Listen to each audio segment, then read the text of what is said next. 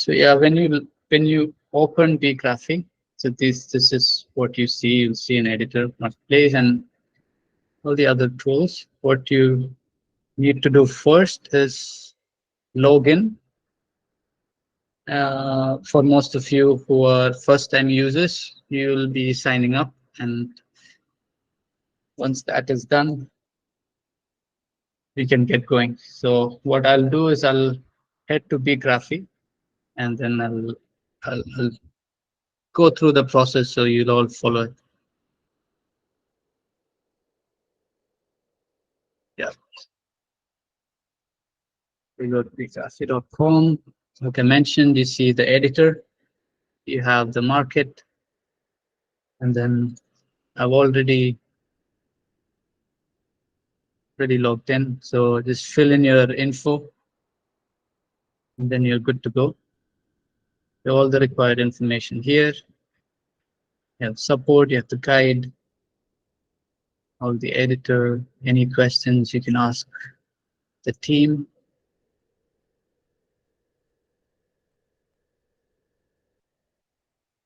Head to the editor first. So this is what you see in the editor. Once you sign up, yep, get back. So this is the workspace home. This is what you see when you sign up and go into the editor. You have the profile on top. This is where you can add your images, add more information. You have your models. All the models that you work on will be here. Some of the assets, some fonts that you can upload, images that you can upload, which later you can utilize in your scripts, can be uploaded here. Another key feature that I mentioned earlier is creating of team. So you can create a team and give access to each of your team members and decide who's working on which project, etc. And finally, creating a new model. So this is what we'll do. So let's head back to BeeGraphy once again. So yeah, we have, you can access the market from here. You can develop your portfolio, your account details, you can change your password, all that, image, add your image, set up your profile. You can add favorites for quick access to your models. You can check the models that has been shared with you by other users.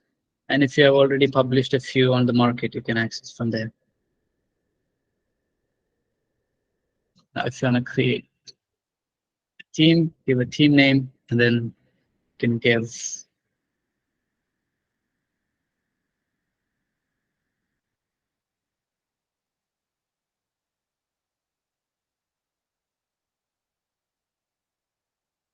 yep. And then when you add projects, you can have it there.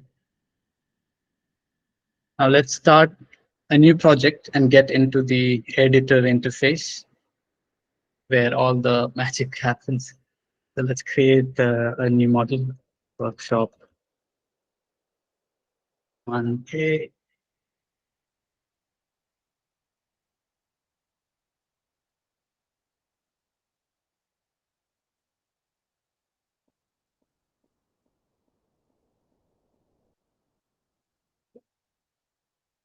Delete them. Yes. So this is the interface that you'll get once you sign in to BeeGraphy.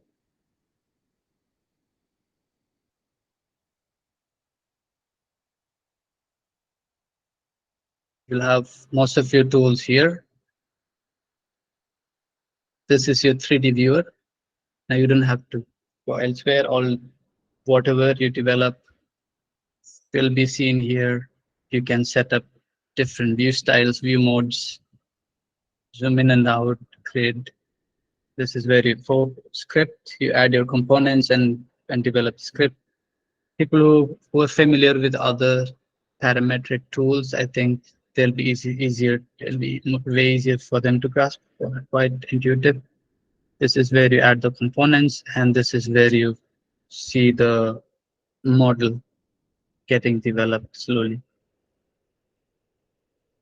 Here you can see how many people are working on the file. So currently it's just one. If you have multiple people part of your team at the same time, they'll show up here. You can have some comments and you have a few other user zone related functionalities.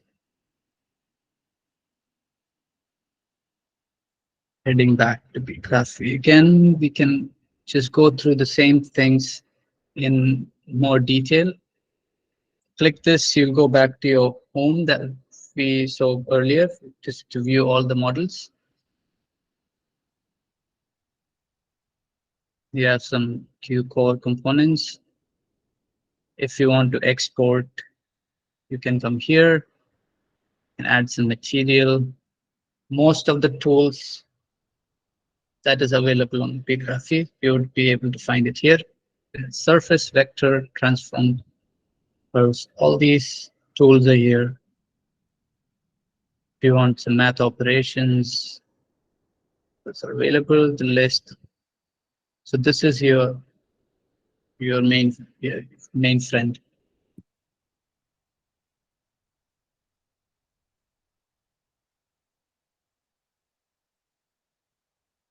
Try creating something simple so that we can see something on the viewport.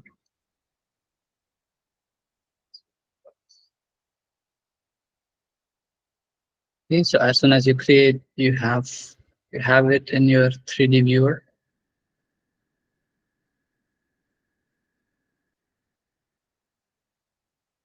Zoom in.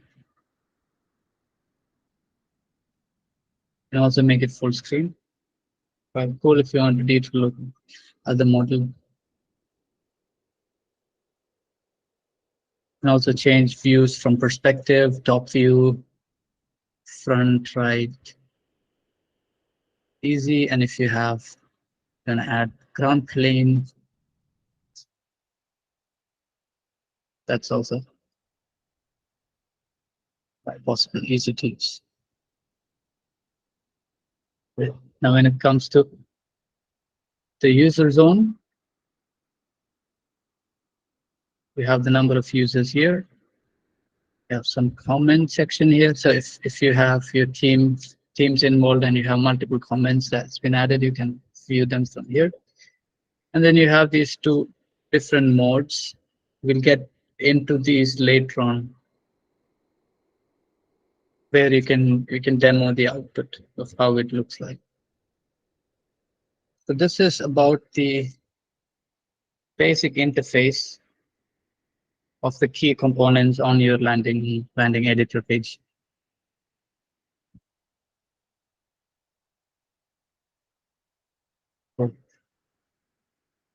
Now let's look into nodes, parameters, and constraints. So you'll need to understand this for having a better computational thinking. Yeah. Now, when you double click, you saw a lot of comments, a lot of components or nodes, and we opened up a box and you found this. Right now, we need to know what this actually means, what each of these icons mean. So let's go into these. So nodes. So these, the one that we opened up, most of it are called nodes. So fundamental unit of parametric design system that performs a specific function or operation. Like that's what nodes are. And these represent actions, processes, any component, any function that you want to introduce. Those are called nodes. Now, every node has different components to it. You have the name, icon. These are the inputs. These are specific inputs. You'll have input values and you have the output. So these are what each node component you'll see, these elements. Now you'll find these 4 different node states. If you have a node which is normal, this is how it looks like. If you select the node, you'll have these yellow outlines around it. If you have hidden a particular node, you'll find these diagonal hatches. And if there is any error with what you've done or the type of node that you have introduced, they'll show in red. Whenever you work on these scripts, it's always about a matter of input and output, right? So this is the output coming from one of the node to another node to its input. So this is how you keep working and building up the script and your logic. Now, when you've done it correctly, this is how will come. And if you think about how the data is flowing, so you're building a circle, and the circle requires an input, which is a point and radius. And what you've provided, you've constructed a point here, and you've given the output of the point and provided to the input of the circle. Therefore, it's correct. But when you try to do something which does not make sense, say in the case of extruding a curve, it is asking for a curve, but what you're providing is a surface, right? So then it shows error and thus red. You can add multiple inputs as well into. So if you have a circle and you want three circles of different radius, this is how you can do. You can create three different values and then you can input all of them into one node. And the same thing goes for output. So if you have a curve and you want different things to happen to each of those curves, you can have multiple outputs connected to the node as well. And if you've done everything correctly, you'll start seeing things on the 3D viewer. Cool.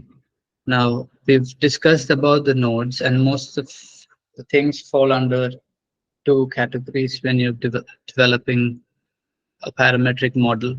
One are all the parameters, and then you have constraints. So parameters are the main foundations of parametric design. So this is what gives it the strength, the flexibility to manipulate the models and make it adaptable. Constraints are what make sure that the structure doesn't violate or your script doesn't violate certain design principles. For example, if you have a setback which is fixed, it's better you provide it as a constraint, and therefore you could approach it like this. In BeeGraphy, you have something called a range input. So what range input is, it provides numbers between a range. And this makes it flexible so you can move around within that range, right? There is another component called number constant, which provides a constant number, which you can edit it by changing the number, but it doesn't change as a variable. So in the case of any information or data that you want to keep it variable for a user or yourself, you provide a range input, but any data that you want to be fixed, you can keep it as a number constant, right? For example, if you're doing something where you have speed of light or acceleration due to gravity or something that you want to be constant, pi, for example, you add it as a number constant. An easy comparison would be if you are creating a rectangle, you can create it in both ways. It would still work. One, you can create it as a range input, give a number between 1 to 100, and you can keep it both width and length as a range input, or you can make both constant, right? These are ways you can develop a script. You could also do it hand in hand. So if you have width that wants to be more flexible and length to be a constraint, that's also possible. So if you have a barrier on one side, you keep that side as a fixed and then you move around. So it's more about how you develop based on the requirements. Now let's head to the BeeGraphy platform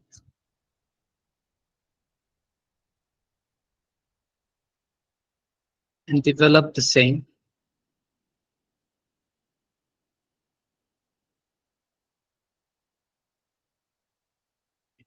delete this one. Okay.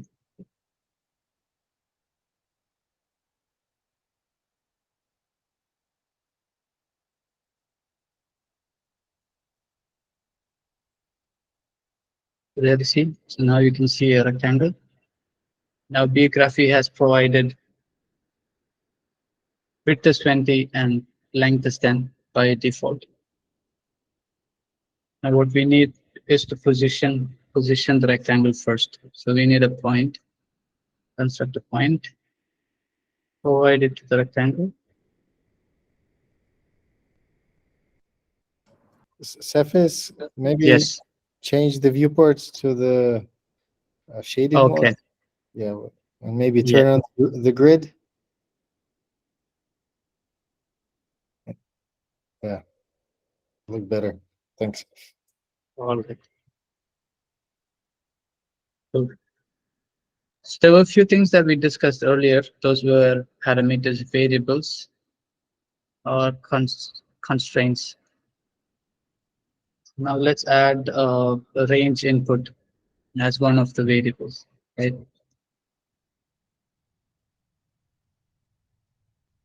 Now every point that you want to define on a 3D space requires a value on the x-axis, y-axis, and z-axis, and this is what will create. Now, if you hit the drop down, you can give the range. Let's say minimum 0, maximum 10. You can hit Control C, Control V, paste this 3 times, and then make the connections. So right now, the location of the point is at the origin because you've given 0, 0, 0. And the rectangle is starting from that corner.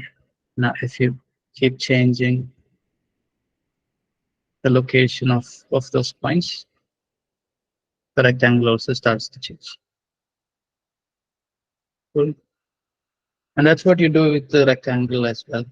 Now you have width and length. We'll try to keep a constraint for width and constant number.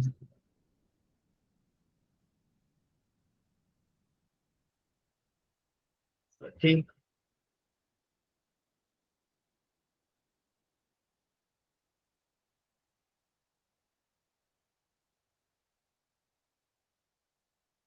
And then we can have length as a parameter. And therefore you use range input.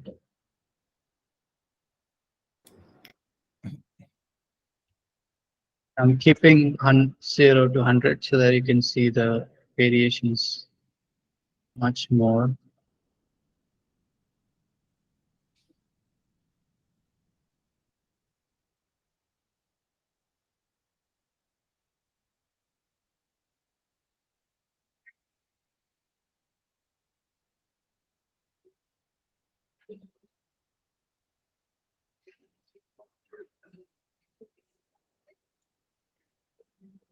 So that's how you do it.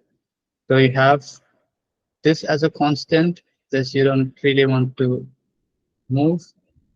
So you can have that as constant. You can also have that width as well as the range input, and you can constantly move around.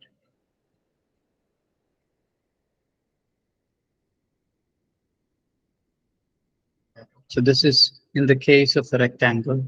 You can also see the same concept work again if it comes to like a box where you have three. So now you're creating 3D geometry out of it. So you have width, length, and height. If you have a form whose height needs to be restricted, you keep that as a constraint and then play around with the width and length. So this was a quick demo into, let's say, nodes, parameters, and constraints. And yes, thank you for listening. So this is just the first module, like an introduction to parametric design and a very intro basics part 1. to BeeGraphy. We'll dive into the topic deeper as we go ahead in our workshop schedule. So yeah, so I think if you guys have any questions, please write it in the chat about what we've just seen so far. Um, sure we'll be looking into it more in the upcoming sessions. Yeah, and then yeah, we can break for 10 minutes and then come back again. Yeah, learning. What do you guys think? Yeah, Sounds good. that sounds good. Probably a 10-minute break will help. So the time is different for everyone, like 10 past whatever hour you have, you all have. Um, Cephas, Yeah, just one quick question. I guess you know that we have what do you call it, shortcuts, like for the yeah, number on the range input. You yeah, intend yeah, to avoid. Okay, yeah. just to make sure. Okay, all right. So I was just trying to get them through the basics because a lot of people contacted us who would not only new to the tool but new to the whole parametric design concept itself. So that's Mhm. why I was thinking like because we have resources and we'll be taking all of them through this slowly and slowly. Got Yeah. it. Okay, then let's take a break. Unless All anybody right. has any question.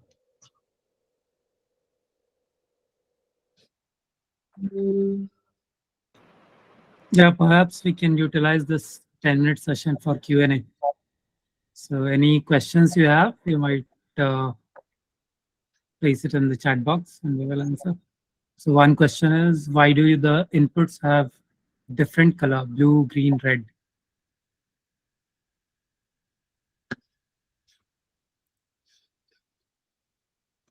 Learn it. Do you want to take this one? Why do Uh, the inputs have blue, green, red color? yeah, the if you do more of this, you will find it intuitive. But basically, there are different data types or geometry types that you're going to be working with. So to make it easier for the users, we differentiated it by color.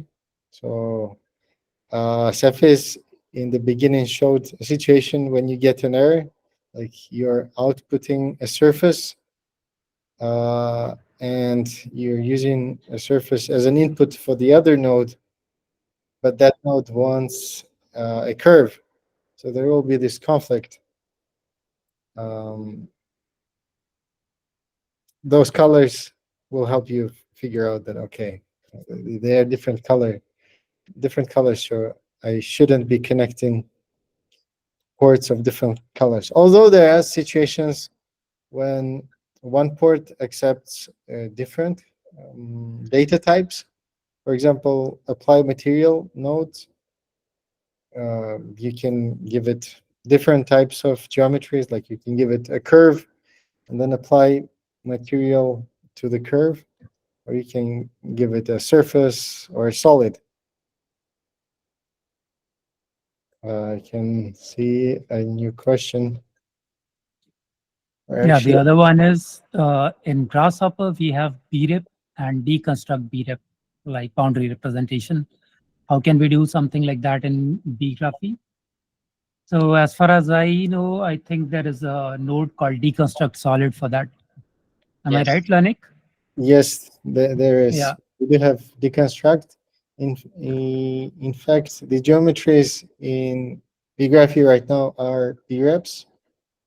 So yeah, everything is a BREP, I think. So for deconstruct brep, you can use deconstruct solid.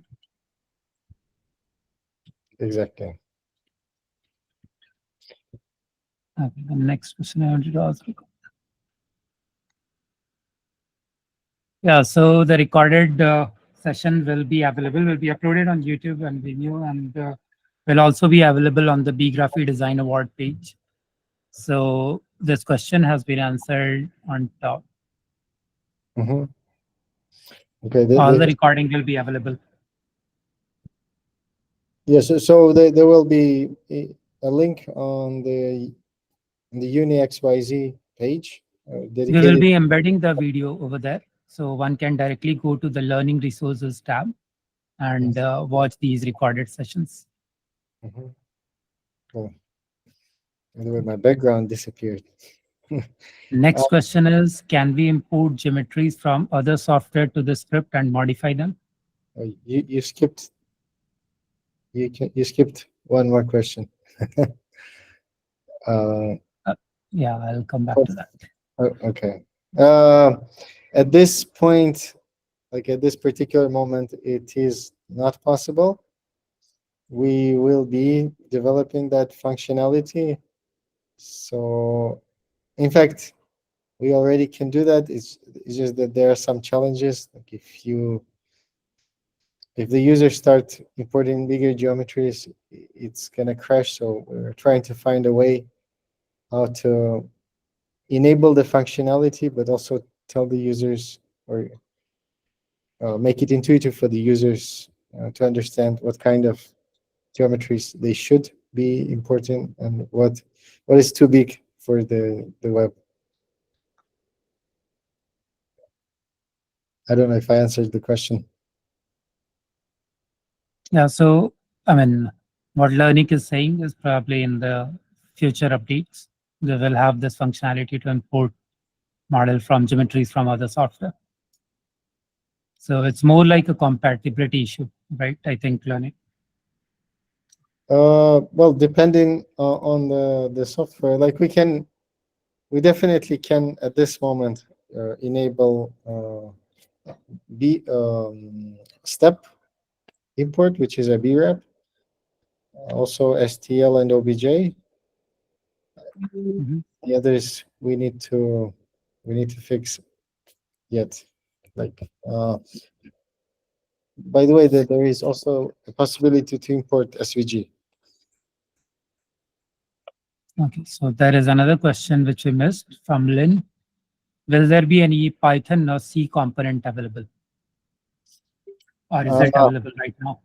it is not available right now. There is BeeGraphy plugin manager that was mentioned during the call in the beginning. Uh, it's the plugin manager, something like in Grasshopper. But if you are talking about the scripting node,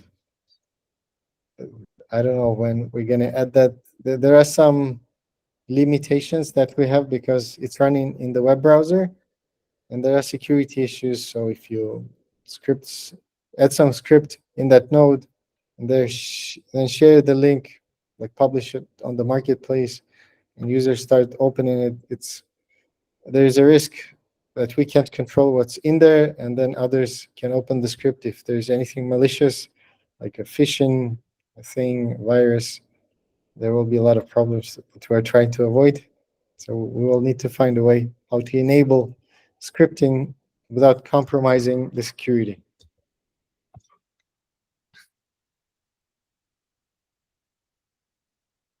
Cool. So I think all the questions have been answered so far.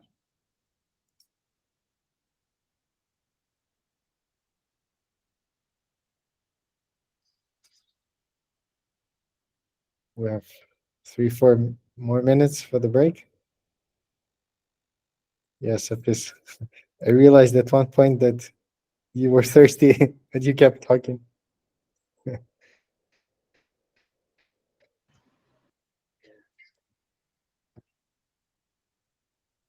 Why is Divya so serious? uh, I'm glad we sorted this issue with the chat box. If there is anyone who wants to put a note in the chat box but can't, there is a raise hand button which you Yeah, can. we will make you a contributor. Yeah, just click on that. Okay. Scott. We should. How do we do this? Scott Valentine.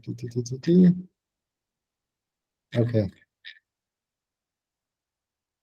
Yeah, Scott. Now you're a contributor. You can text in the chat box. Thanks for raising the hand.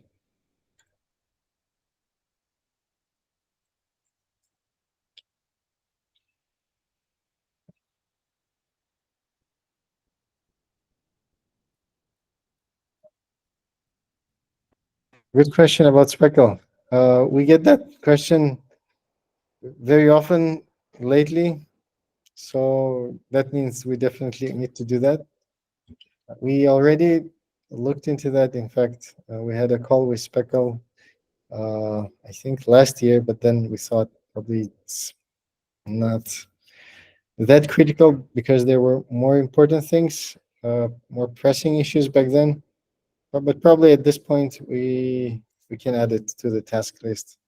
And I think it's something that we can develop quickly. Maybe in August we can have it.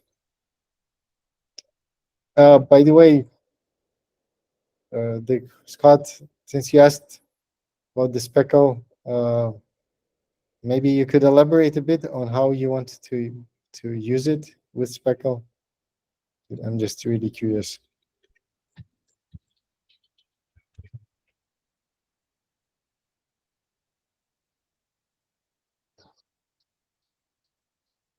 BIM integration, another good question.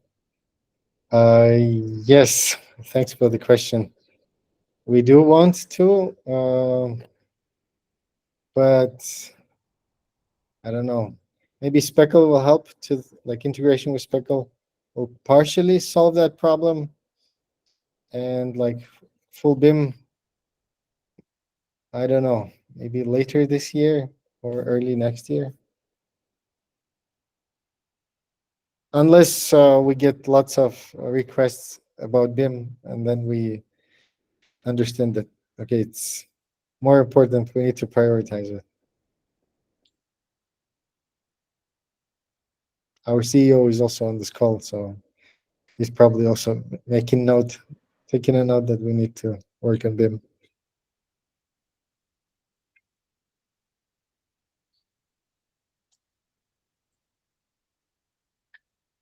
Someone has asked, do you have an example of a complex configuration in BeeGraphy?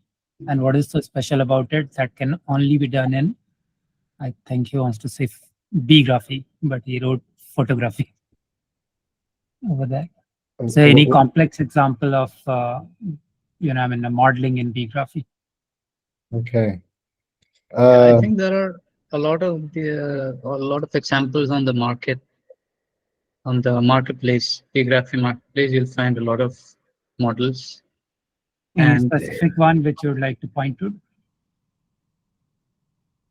like if the question is targeting towards comparing it with other complex tools, like what it's been done on Grasshopper, I think it's still getting there in terms of complexity, because the heavier the model gets, there are different ways to go around it currently on Grasshopper. But the explorations that we did on coding parametric were, I think, quite detailed.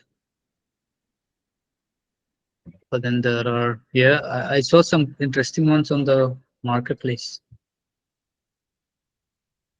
I shared the link of the marketplace, so you are free to explore, go there and check out some of the model and the configurator as well, how you can achieve different design configurations using these parametric tools. I think Bhagarat wants to know the best one done so far, so that for the competition, he keeps that as a benchmark. Yeah, that is something which you will have to break. The benchmark is set up there in the marketplace, but the more complex model which you'll make, your design is going to be better. Yeah. Bhagarat's from the Creators Club at Coding Parametric. Hi, Bhagarat. In fact, about the complexity, like, it's changing daily. So what's possible now or what's limiting now will not be limiting a week later, and closer to the end of the competition, probably it will be, well, not probably, most definitely, it will be more powerful and be able to handle more complex geometries. That's also the advantage of the competition, right? Because you see all these ideas come together, everyone pushing the limits of the software. Yeah. So I think that'll be pretty exciting. I think there's just one question that we skipped, but then let's move on to the workshop. Let me take that one about the API. What can be done with the API except for viewing as a portfolio? Yeah, well, portfolio website is one use case, but we will, it's like work in progress. We will be developing it further so that you can integrate it into other applications.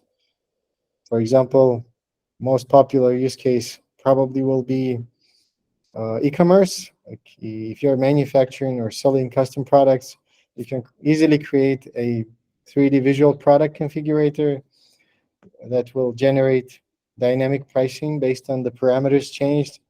And then the person will not be clicking the button to download, but will be clicking a button to place an order. And then the seller will be receiving the fabrication files and the specification for the order.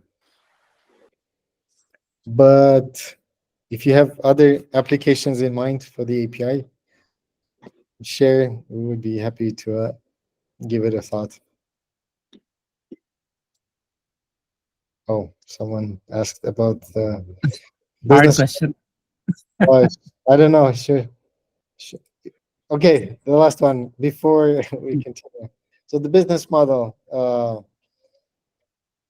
There's marketplace. You can publish them as free or showcase only, meaning that other users will not be able to download, just play with parameters to see the variations.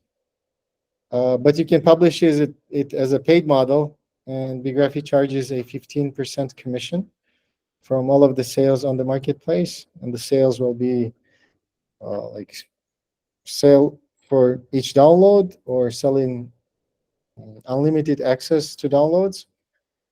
And also we plan to add functionality such as selling the script, the algorithm. So anyone who buys the script gets the file into his workspace. Plus the API is something that we want to monetize on. So like when it's going to be used in e-commerce, that will not be a paid feature, but we will make sure that it's the most affordable option. Like there are options like Shape Diver and Pack Hunt available on the market.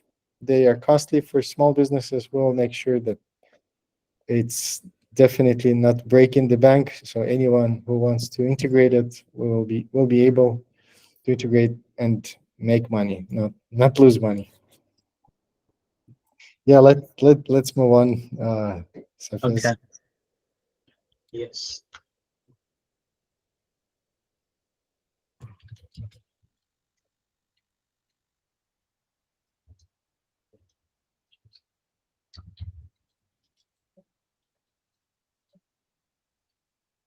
See the screen. Okay. Yes. Cool. Now to BeeGraphy basics part 2. So this part of the workshop will keep it more hands-on. Previous one we went through the theory and some of the introductory points. So this one I just want to try out some tools so that everyone gets introduced to what's there on the toolkit. What we'll try to cover are exploring some simple geometries, transformations, some Boolean handlings, material, looking into applying material and exporting, and then some troubleshooting of common issues that we might come across while modeling. And then we can head directly into the browser.